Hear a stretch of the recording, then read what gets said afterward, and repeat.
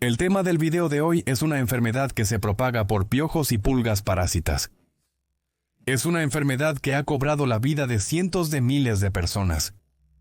Derrotó al gran ejército de Napoleón en Rusia, mató a cientos de miles durante la Gran Hambruna Irlandesa y se cobró la vida de miles en los campos de concentración del nacionalsocialismo. En el video de hoy cubriremos la perturbadora enfermedad conocida como tifus. Quizás sea útil comenzar diciendo que el tifus y la enfermedad de nombre similar, el tifoide, son dos enfermedades distintas. El tifus no es solo una enfermedad, sino el término para una colección de enfermedades infecciosas. Hay dos tipos principales de tifus. Estos son el tifus endémico y el tifus epidémico. El tifus endémico se transmite por pulgas de ratas o gatos que han sido infectadas con la bacteria Rickettsia typhi. Una vez mordido por las pulgas infectadas, el periodo de incubación será de alrededor de 10 días. Los síntomas iniciales del tifus endémico suelen ser comunes, como fiebre, escalofríos, cefalea, dolores corporales y vómitos. Esto puede dificultar la identificación de la enfermedad solo con estos síntomas. Pero la erupción asociada con la enfermedad es única y se pueden tomar biopsias para revelar la presencia de la bacteria. Alrededor de la mitad de los pacientes con tifus endémico sufrirán esta erupción y un número similar se verá afectado por convulsiones y confusión. Afortunadamente, el tifus endémico rara vez es mortal, aunque puede causar complicaciones en pacientes mayores. Sin embargo, el tifus epidémico es mucho más mortal. Se transmite por piojos corporales que infestan a los humanos, escondiéndose en la ropa de cama y aventurándose en la piel para alimentarse de sangre. Cuando se alimentan, pueden transmitir la bacteria Rickettsia prowazaki. Las heces infectadas del piojo se rascan o se frotan en las heridas de mordedura, otras heridas o incluso a través de las membranas mucosas en los ojos o la boca. Estos piojos pueden reproducirse en gran número, donde el clima es frío y en lugares antihigiénicos. Durante su corto ciclo de vida de alrededor de 30 días, una sola hembra de piojo puede poner hasta 200 huevos. Esto significa que solo un puñado de piojos puede crear una población de miles en un solo individuo y pueden hacerlo en un periodo de tiempo increíblemente corto. El periodo de incubación suele ser de alrededor de 2 semanas, después de lo cual habrá síntomas similares al tifus endémico. Pero una notable enfermedad adicional rara causada por la infección es la enfermedad de Broyle-Singsa. Esto ocurre cuando una persona está infectada, pero las bacterias permanecen latentes durante meses o incluso años después. Esta enfermedad generalmente se activa cuando el sistema inmunológico de una persona se ve comprometido por alguna otra enfermedad o simplemente por la vejez. Los síntomas de esta enfermedad son similares a los del tifus endémico, pero mucho más leves. El peligro del tifus epidémico radica en las muchas complicaciones que pueden ocurrir si se deja sin tratar. La insuficiencia renal, la neumonía y la meningitis son algunas de las complicaciones mortales. Entre el 10 y el 30% de los pacientes, si no se tratan, morirán de tifus epidémico. Se cree que el tifus epidémico ha plagado a la humanidad desde los tiempos de la antigua Grecia. Se piensa que podría ser una posible explicación para la plaga de Atenas, que mató a tantas como 100.000 personas en el año 430 a.C., aunque se han propuesto otras explicaciones. Se cree que el tifus epidémico llegó a la Europa continental después de que los soldados españoles lucharan en las guerras civiles de Granada en 1489. Se piensa que hasta 17.000 soldados españoles murieron de tifus durante este tiempo.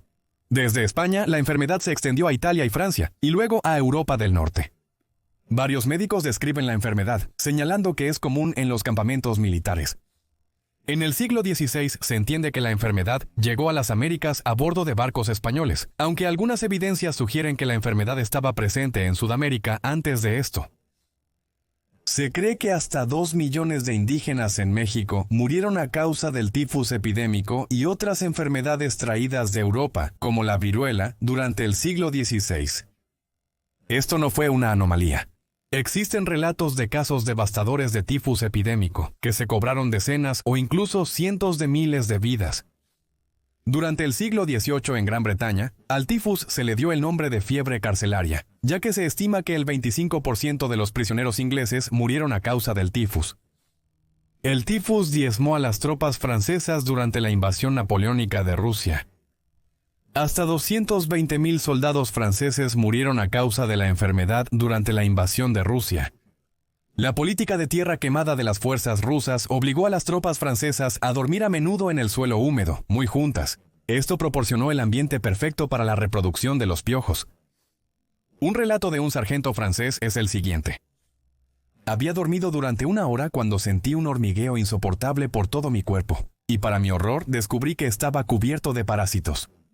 Me levanté de un salto y en menos de 2 minutos estaba desnudo como un recién nacido, habiendo arrojado mi ropa al fuego. El crepitar que hacían era como un fuego vivo. Fue solo en 1909 que un bacteriólogo francés llamado Charles Nicolle pudo confirmar por primera vez el papel de los piojos del cuerpo en la transmisión del tifus epidémico. Trabajando en Túnez, notó la gran cantidad de personas afectadas por el tifus y que su ropa parecía ser infecciosa. Notó que después de que los pacientes recibían un baño caliente y se vestían con ropa limpia, dejaban de ser infecciosos. Continuaría sus experimentos tomando piojos no infectados y haciéndolos alimentar en monos infectados con tifus. Luego tomó estos piojos infectados y pudo transmitir la enfermedad a monos no infectados. Este trabajo llevaría a un gran deseo de desarrollar procedimientos de despiojado, y por su trabajo, Nicolle recibiría un premio Nobel de Medicina en 1928. Los piojos corporales prosperaron en la Primera Guerra Mundial, y los soldados también sufrieron de tifus. Aunque había muchos piojos en las trincheras del frente occidental, el tifus epidémico estaba en gran medida ausente, con solo un par de 100 casos confirmados. Los soldados fueron especialmente afectados en el frente oriental. Serbia se vio particularmente afectada por el tifus epidémico. Al inicio de la Primera Guerra Mundial, Serbia tenía una población de alrededor de 3 millones de personas. En solo unos meses, 500.000 serbios se infectaron con tifus, una sexta parte de la población. De estas personas, 200.000 morirían, incluyendo 70.000 tropas serbias. En toda Serbia solo había 400 médicos. Intentaron combatir la enfermedad, pero casi todos ellos también contrajeron la enfermedad. 126 médicos serbios murieron a causa del tifus epidémico. Por lo tanto, no es sorprendente que se hayan realizado muchos intentos para combatir la amenaza de esta enfermedad. La desinfección de piojos fue la primera medida preventiva empleada para combatir el tifus. El diclorodifeniltricloroetano, un polvo venenoso para insectos, se desarrolló como los primeros insecticidas sintéticos en los años 1940. No solo se utilizó para combatir el tifus, sino que también se utilizó para lidiar con los mosquitos y la transmisión de la malaria, así como para proteger los cultivos y el ganado. El diclorodifeniltricloroetano se utilizó en México, Argelia, Italia y Egipto para combatir los piojos y la enfermedad asociada. También hubo intentos de crear una vacuna para la enfermedad. Durante los años 30, un biólogo polaco llamado Rudolf Wiegel experimentó con piojos con la esperanza de desarrollar una vacuna. Se desarrollaba una, pero no se perfeccionó. Los que tuvieron tifus se recuperaron velozmente con síntomas leves. Aunque algo efectivo, el proceso de fabricación era intensivo en tiempo y peligroso para los involucrados, incluyendo a Weigel, quien incluso contrajo la enfermedad mientras intentaba hacerlo. Durante la Segunda Guerra Mundial, los nazis estaban ansiosos por beneficiarse de esta vacuna.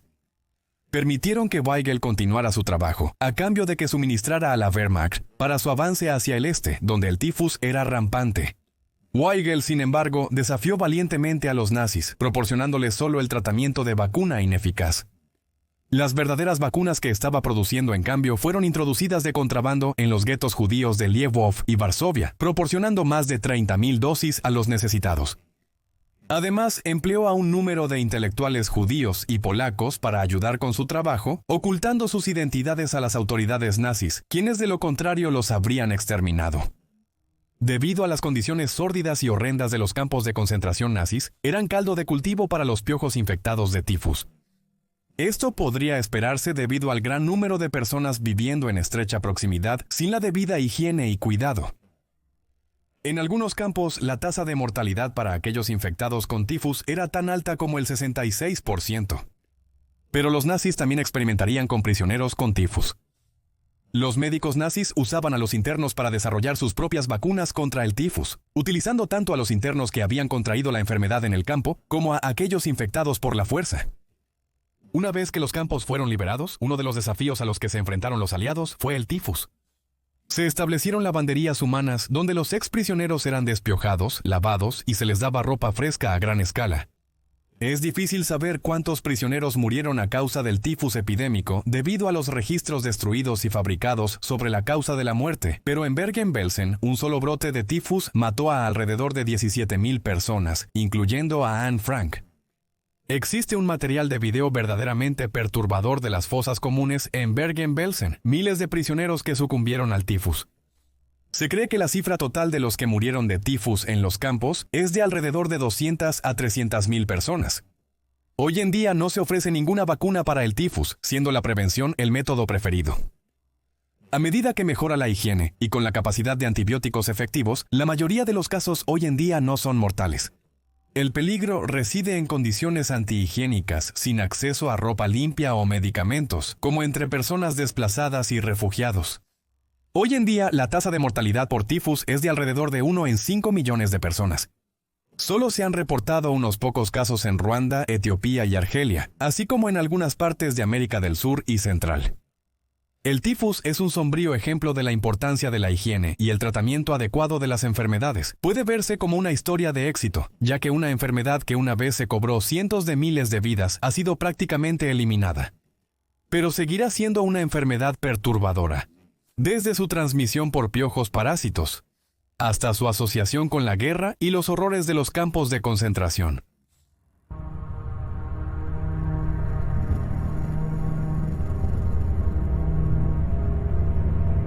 Gracias.